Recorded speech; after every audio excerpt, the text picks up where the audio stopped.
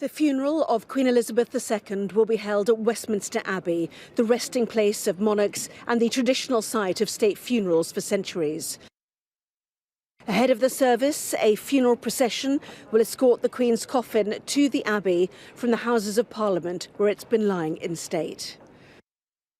The coffin, draped with the Royal Standard, will be borne on the state gun carriage of the Royal Navy.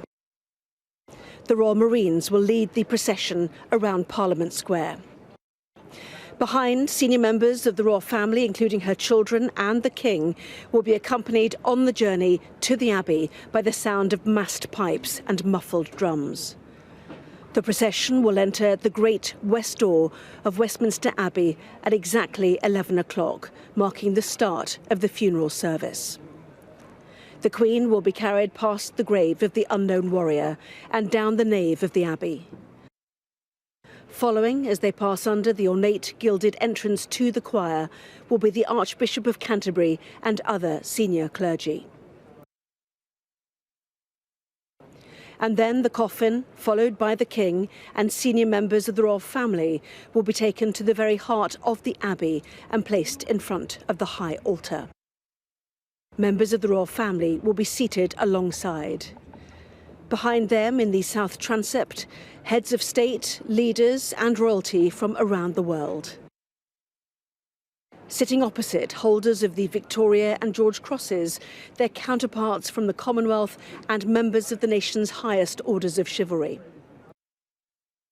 While the Prime Minister, former Prime Ministers and the leaders of Scotland, Wales and Northern Ireland will sit in the Abbey's choir stalls. The Dean of Westminster will lead the service.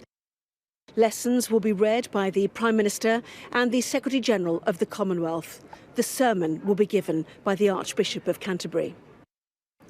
At the end of the service, the last post will be sounded from the Gothic splendour of the Lady Chapel, resting place of kings and queens, including Elizabeth I, going back 700 years. A 2-minute silence will be observed throughout the United Kingdom before the reveille is sounded by trumpeters of the Household Cavalry, and in the Abbey, the national anthem is sung. The final act in the service will be a procession of the Queen's coffin back through the choir and along the nave, out of the Abbey and back onto the state gun carriage before it is taken to Windsor and her final resting place.